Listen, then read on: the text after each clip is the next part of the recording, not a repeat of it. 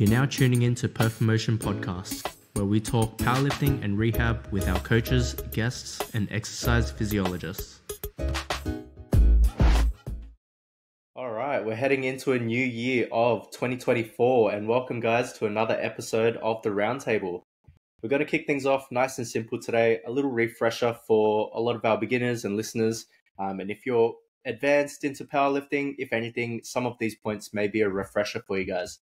Today, we're going to be talking about the foundations that make up a good squat, right? So we'll introduce each point, talk about what the ideal positioning is, type of setup, and that way we could also talk about troubleshooting, whether things are going wrong in each portion of the squat, and hopefully you can take away a bit from it. So starting off when we're looking at the squat, right? I think everything comes down to the way you set up under the bar, right? Because, you know, if the bar's sitting a little bit funny or your grip width is a little bit different, that can throw things off as you start the descent of the bar, right? So what we could first talk about is looking at the setup, meaning the grip width and the shelf, right? I know a couple of us have put out some posts on Instagram talking about how you can create the most effective shelf. Sam, I remember you putting up something about getting the bar to float off the rack. Do you want to kind of explain that a little bit? Yeah, for sure. So a lot of obviously with, powerlifting and barbell lifts, we're moving a heavy object that doesn't move or isn't very it's very rigid, right? So we want to be able to move with the bar as much as possible to create tension and stability, rather than trying to move around it or against it. So particularly with the squat, if we look at the squat, we can really create a lot of tension by using the barbell and using the weight of the barbell to push up against it. And a good way we like to kind of think about this is while you're setting up, if you think about kind of pushing up through the quads up into the barbell to the point where it's just very slightly hovering off the rack, what you're going to be doing there in that position is you're, for one, loading the quads and you're loading your whole body under the load to feel it, but you're also getting that barbell to sit on your back to a position where it's nice and tight and solid on the back, rather than trying to, squeeze and wriggle your way around it and try and get tight by really squeezing your arms hard or squeezing your grip really hard. You can think about just using your legs and your whole body with the weight of the barbell to get tight. A good cue I like to use is, if you're setting up, if that barbell is floating just off the rack just before you go to unrack it, you're going to be in a position where you're nice and stable and tight and ready to smack a squat. Yeah. I think a common issue I see when people aren't able to get that floating off the rack sensation is, they're not setting up their torso to be stacked under the barbell, and either they're setting up where they're hinged too far forward and they have to almost back extension off the bar, or they're standing too far forward underneath the rack where it's once they popped off, they're automatically starting to fall back, right? So really making sure you're stacked underneath the barbell, and everything's set up so that you're in control once you pop the bar off the rack as well. Yeah, I think that comes down to when you come underneath the barbell, with your feet position, like you said before, not being too far forward or too far back. So trying to get your whole body underneath the barbell, and it all starts with the feet. So that's why, if you take a few goes to practice pushing up into the bar and try and get it to float, you'll be able to feel how that bar is positioned and balanced over your body. And you'll know if your feet are too far forward or too far back, and then making that routine, making that foot position and how you come underneath the bar, really routine and the same every time, so you can really lock in and understand where your feet are. Yeah, for sure. Another part of the setup I think is really important is setting your grip width. Obviously with powerlifting, we do have the use of mostly low bar squatting. And with that, there's a bit more involvement of shoulder mobility in comparison to high bar squatting, right? So for you guys, where do you kind of put the benchmark in terms of where you should set your grip for a comfortable squat? Shania, did you want to touch in on this one? So I personally, I'll go a thumb distance away from the smooth, where the smooth meets the rough. And I'll usually try and that's taken time to obviously know that's where it's right for me. But I'll usually use that as a guide, and I usually tell clients to kind of start there. So whether if you're somebody who can have a quite narrow grip, you're going to want to probably use where the smooth meets the rough on the bar in the middle as like a guide to start with. And then if it feels too restrictive, kind of use your thumb to kind of have an even distance away, because it's something that you can then measure every time you're getting under the bar. It's really easy to just like line it up. It's consistent. It'll stay the same. Otherwise, if people need to have a little bit more of like a wider grip, I'll then usually say to use the line on the bar and either like line your pinky up with it, or ring finger, middle finger, XYZ, depending how wide or how close you need to be. So I'll use the bar and then obviously points on the hand as a guide to tell clients to find a position that is comfortable for them. Because again, it's more about creating the consistency as well. So once you've found a position that does feel really comfortable and can help create a strong shelf and position for the squat, you obviously want to keep that consistent all the way through. That's kind of my general guide, I would say.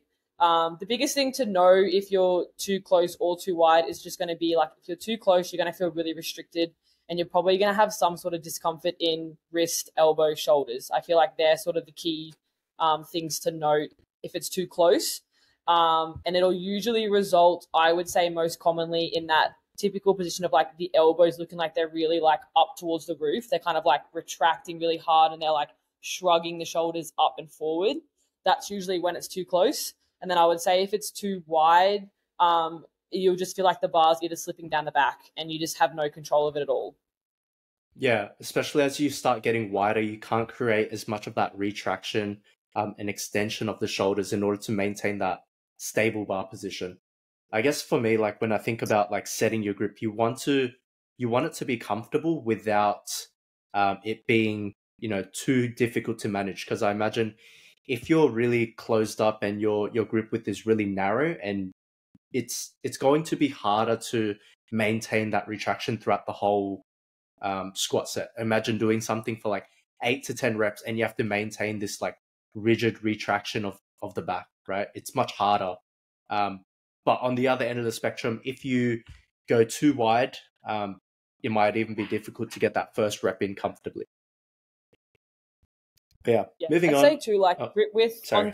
I was just gonna say like grip width on squat 2 would probably be also impacted by your deadlift and your bench as well. Like it probably is probably the one of the grips that these lifts may also bleed into that. So it's also like, having to assess and make sure that the position you've got is also like, I guess, maintainable either throughout a whole peak when load is getting, added to the bar across the board, SBD lifts are getting pushed as well. Like that's another probably big thing to take into account too.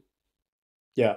And I think it has, sorry, aside from mobility being one of the key factors, I think also just the frame of yourself as a person, whether you're a small individual, large individual, that already dictates where you begin. So obviously smaller females can tend closer to the smooth part of the knurling just because of their frame as well, right? So, find what's comfortable and manageable throughout the set. And like you've already touched upon, like if you can manage it through a peak when fatigue is hitting, that's probably the best way, because then obviously you won't be changing things and needing to change your technique as fatigue starts to creep in. Cool. I guess another point that we could talk about is also breathing and bracing. I think breathing and bracing is one of those things that you could dive really deep into for each of the 3 lifts. For squatting, I think a fundamental piece is looking at the stack between the ribcage and the pelvis, right? Because if you can start from that as a starting point, you have a lot of movement options around there. One common issue I think of when people are unable to do this, or the most common presentation, is people don't maintain that stack and their chest kind of shifts forward and spills forward in front of the bar, and their pelvis kind of dumps forward. So it almost looks like a scissor type of presentation if you're looking at someone from the side, right? As beginners, I think the reason why that happens is your body's trying to find the most efficient position to be in, right? So it's going to be the back is trying to maintain most of the stability, but it cuts off your ability to use your core in terms of like a 360 kind of way. So when you are starting out, it's a learning curve to learn the stack, but afterwards it does create more consistency and it allows you to make more progression over time. Leanne, did you want to talk about anything to add in terms of breathing and bracing in terms of how you can potentially maintain it through a set, other problems as well? Yeah, sure. So I guess something big, especially with beginners, I think they try to stay as upright as possible, which is where they end up losing their stack in the squat of the descent. So I think something that can be really beneficial with low bar in particular is just being able to go with the lean of the torso. That way you'll actually be able to maintain that ribs down and stack position to then feel strong coming out of the hole. Because if you're trying to keep the chest up, that's where you're then going to kind of lose that stack. So being able to do that and just trust the lean can be really helpful. And then I guess if you have a belt or if you don't have a belt, being able to use that efficiently. So kind of like you said, the 360 degree, it's kind of like an expansion, I guess, from the front, sides and back. The EP boys actually have some really good posts on Instagram with bracing, which I would suggest any of the listeners to go and have a look at because they're really helpful. But being able to kind of breathe rather than bracing, like with a squat, is quite different to say a deadlift, even bench press. So kind of being able to like breathe into the belt and use the belt as effectively as you can be really helpful to keep the torso nice and stiff and strong. So yeah. Yeah, I think. Sorry, Sam, did you want to say something? Just to touch on what LJ was saying with the EP boys. I think it was Tom. I think he said like in one of his captions, essentially like with like powerlifting, a good little kind of cue or way to think about breathing and bracing is just to breathe where the barbell is, or breathe as close to the barbell as possible.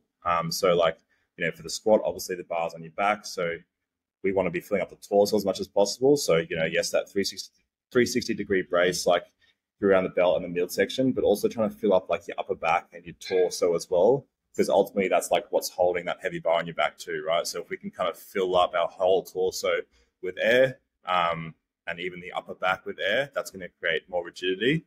And then obviously with bench and deadlift, which we can get into in future episodes, like, with deadlifts, you're breathing further down the chain because the barbell's closer to our lower body, so breathing more like deeper into the abdomen, bench breathing more into the chest, etc. Yeah, I think that's a good point. Combining what both you've just brought up and what Leanne talked about, how people kind of try and keep that upright torso. And if you're not used to maintaining rigidity in the body in the first place, what tends to happen is you end up getting that segmented position where it's like the rib cage tries to stay upright, but then the pelvis kind of dumps forward, right? So that's where you kind of lose the stack, especially if you're not used to maintaining that in the first place. So I think it's really important, like, if you can breathe and fill up both the, through the diaphragm against the belt, as well as filling up the upper back so you can get that floating bar sensation, then it's more likely that you can, like Leanne touched upon, embrace the lean and keep it moving in one smooth segment rather than ribcage, pelvis as two separate things. Cool. Another point we could talk about, like right up to this point, it's just been breathing, bracing, setting up underneath the barbell. Once the bar's on your back, you've got this walkout portion. And I think for a lot of people that are just starting out, they don't see the value in, making that walkout process more efficient. They're taking multiple steps, shuffling their feet around. And I think you could really boil this down to just using as few steps as possible, right? The fewer steps you're taking, each step is stable, less energy is leaking from you trying to balance the bar in order to get into your squat position. You don't want to be standing up with the bar, hitting the uprights, and then wobbling around for like 10 seconds before you actually start the squat, right? So I think a couple things people can work on is when you do begin the walkout, try and start with your feet really narrow. So when you do take your first step back, it's not walking back and sideways and likely to, push yourself laterally and whack the plate against the upright, especially for more upright, more thicker kind of uprights, such as like a road combo rack, your regular commercial gym power cages. They tend to, be really wide and stable. However, you run the risk of easily hitting those hooks and throwing off your whole walkout, even after you've set the bar really well. Quick question. Can you guys overdo a walkout? Overdo how? Like as in try and like go too deep into fixing it, making it perfect. Yeah, like have you guys ever seen someone like over controlling the walkout where then like it's just becoming inefficient? Yeah, I think so. I think especially when we're dealing with, you know, maximal like third attempt, 1 RMs, 100%, all that kind of jazz. There's definitely this element of you don't want to be spending too much time with that weight on your back because at the end of the day, it's going to drain you. And then if we're taking this into like a competition setting, it's just more time that you have kilos on your back that's going to fatigue you for bench and then deadlifts. So it's finding that balance point between like being quick and efficient with it, but also being like smooth and controlled as well. Yeah. I'll I jump guess- in quickly Go for it. and I'll use Lucy as an example. She won't mind. But I think when we look at just cueing and technical feedback in general and like kind of what we're talking about, it all has to be layered on, right? Like every client is going to be different, whether they're advanced, beginner, like intermediate. When you're giving cues to clients, like layering it on and, figuring out what needs to be addressed first is what's most important. And I would say for Lucy, for example, like if I'm honest with you, up until about, I guess, Queensland States prep this year, I hadn't addressed her walkout once. I just, in the moment, I guess for me as a coach, it was the weighing up of like, okay, is it worth me spending time on this, or are there other things that I can make better, or that we can address first that's going to make her more efficient? And I obviously decided with the latter of like, focusing on like her bracing, getting under the bar, things like that, that I didn't really address her walkout, if I'm not completely honest with you. And it wasn't until she missed her first 220 attempt before Queensland States in training, because one, she'd never had that load on her back before, ever. Like the most she'd squatted was 200. So, you don't know what's going to happen or where the breakdown point is going to be right until that load is loaded. And so when we knew what happened after the 220, that first failed in training, I was like, okay, now it's time to address it. So I guess for me as a coach, and depending on you guys too, but that's very much my sort of approach, I guess. I sort of look at where the technical breakdown is occurring at whatever moment in time with each athlete. And then that kind of, I guess, guides me as to what I'm going to address with them from like a technical, cueing feedback sense. So for Lucy, pretty much the first, year and a bit of her coaching or working with me as an athlete, we pretty much didn't address the walkout once. And now that I have, I can already see how much stronger that's going to make her with her squat moving into nationals and this year. But yeah, just to kind of answer your question. Yeah, it's always the fundamentals, right? Like you don't think of it as hugely important until you've got, for example, 220 on your back and you're shaking everywhere, right? Do you want to give a bit more detail? What kind of pointed you out technically as to like, hey, I need to address the walkout? On the first 220, it was the first time I'd noticed it, but she got kind of tipped forward out of the rack a little bit. So I guess like the initial unrack at that load, she wasn't super confident with it, obviously one.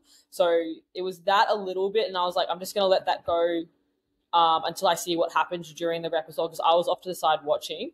And then she basically just lost her brace in the hole. So she spent a little bit too much time sort of walking out, trying to like balance the bar on her back. And she was kind of like fiddling around with her feet sort of after she'd walked out. And, she was kind of standing there for a pretty solid amount of time with obviously a lot of load on her back.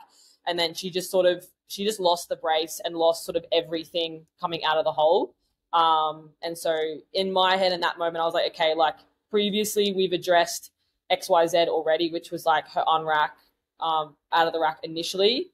And to me, the walkout and sort of just obviously having the conversation of like, okay, you've got 220 on your back now. Like we need to treat it like it's 220 and we need to make this more efficient. So we're spending less time fiddling around. And then we pretty much had that conversation. And then in the peak week before Queensland States, she ended up hitting 220 at like RP 8.5, 9, and then proceeded to go 225 at comp. So, yeah, it was like, to me, it was the right moment, the right time, and it's already made things so much better. Yeah, right. So I guess to circle back, it's very important to try and layer it on at a time when it is also time sensitive. I think for the purpose of this podcast, like if you are a beginner, you're not really thinking about a competition prep, any of these little elements can add up and do you very well if you work on it straight away. But for most people, not most people, but I guess for the people that do go through a competition prep, there is a time and a place to try and apply and work on certain things. Like, you don't want to be still working on your bracing and stacking as you're hitting your heaviest loads. Like, that should have already been done. And at that point, it's almost like just do what your body's already letting you do. But then when it comes time to review and look at your form, once you're doing like volume, more submaximal loads where you can influence some sort of change via cueing, that's when it's an appropriate time to try and work on these things that we're talking about. I think being able to kind of have that conversation with your coach at the start of the block as well, and realize like you don't have to go and change technique for every single lift. It might be like one lift that you're focusing on more, and then not changing the whole thing. It might be like just the walkout like Lucy, or just your bracing, and just focusing on the one thing rather than trying to change everything all at once. I think being able to just take it step by step and have that goal of like, okay, this block I'm working on X, and then the other lifts I'm just going to kind of let flow through in terms of load, and not worry so much about the technique. Yeah, for sure. Sam, did you want to add something as well? Yeah, I was going to quickly jump in just from my own personal experience. Like, if I'm going to get nervous on a lift, it would be like a second or third attempt squat, or just like a heavy squat in general. And I think like in the past, it's to the point where it's nervousness that like affects execution. And then this would be the walkouts. Like, when I'm a little bit more nervous, I get a little more shaky in the legs. And then even with a 3-step walkout, something that would be so automatic in training and a 3-step process that is normally just like so routine gets thrown out of whack. So like, I've always kind of like tried to make it a little bit cleaner to rule that out, when it does come to the point where I'm hitting something heavy, and I can kind of be a bit more efficient with the walkout. But recently I've been playing around with a 2-step walkout, and it's like made a world of difference. Just like minimizing one extra step and just trying to make it that little bit cleaner, a little bit more efficient. Like, even when I'm going heavy, I can get 2 steps in, my feet in the exact same spot, and I'm not falling backwards, I'm not falling forward, I'm not losing my feet, I'm not trying to shuffle and regain position. I'm literally walking out of the rack, and I'm spending less time with the weight on my back. There's less chances for me to stuff up my feet. And then I found the biggest thing would be like, I'm staying more forward with it too. Like, I'm able to manage my midfoot pressure and my center of mass a lot easier just by minimizing the steps of the walkout. So I think just for like people listening, the general consensus is obviously to try and make it as efficient as possible. So like, that 3-step is always a good way to start. But yeah, if execution or, nervousness or anything like that is a bit of an issue for you on comp day, like we said before, spending time in the gym from all your warm-ups just to like really ingrain that pattern and make it really routine, whether that's a 2-step or a 3-step or a bloody 4 with a little shuffle, whatever it is. Yeah, for sure. I think we covered walking out really, really in depth. I think we actually covered it more than I was thinking or anticipating. But now walk it out. Now walk it out. Yeah, I was thinking Sam doing a 2-step as well. not with the bar on your back. What's the song? 1 2 step. Ciara? Whatever that R&B song is. I have no clue. Anyways. Don't worry about it. Next topic. Next topic we could talk about, we've covered setting up, we've covered getting the brace and the stack, we've talked about getting a walkout in, and now we can actually talk about the descent of the squat and coming out of it. I think when we talk about the ascent and coming out of a squat, a lot of it has to do with actual descent, right? Because if you're coming down already falling forward, you're going to be falling forward in the squat as you come out of it. If you're falling back as you come down, you're going to be falling back as well, just because of the momentum. If you're looking from a side view, it's going to be shifting forward and back, right? So a couple of really important things when you are trying to go down in the squat, as Leanne talked about, trying to maintain that stack and rigidity in the body, so you're not creating that segment between ribcage and pelvis, but you're also trying to stay balanced as well. I think a big idea that we talk about in the squat is managing center of mass, right? So you don't want to be too far forward, nor do you want to be too far back. So good rule of thumb is to always try and find and stay on your midfoot. I like to describe it as staying on the area between where the start of your shoelaces start and where it ends as well, right? If you're falling back to the heel too far or you're going past the shoelaces, that's a good, I guess, instantaneous way of getting feedback as to like, I'm too far forward or too far back. Do you guys have anything to add to that as well? I think that when you're trying to learn or get better at managing your center of mass, something that can be really easy to do is like literally just with the bar, just standing there, take your walk out, and then just feel where your foot pressure actually is and shift, like rock from your heel into your toe and actually feel what the difference is like. Then you can actually kind of get an understanding of what it feels like to be on your heels or be on your toes, and then kind of find that middle ground to find your midfoot. Because essentially that's what we're trying to find before we go down into the descent. So being able to kind of do that with either just the bar or as you're kind of warming up as well can be really helpful, just to kind of, I guess, find that midfoot position a little easier. Yeah, I think for everyone, trying to find midfoot is like the gold standard, right? But it is easier said than done because, your body's course correcting and maybe for a period of time it feels stronger being forward. I think for a lot of people being biased towards being more towards the toes, shifting forward can actually feel stronger. But to point out a couple issues, I think when you are starting a bit more forward, one, that puts more, I guess, pressure or strain on the backside in order to maintain that brace as you come forward, but also it can cut depth, right? Because the reason why, or what happens is when you stay more forward, your hips are shooting back and the pelvis is rolling forward, right? Think of like creating that segment between ribcage and pelvis again using the same language.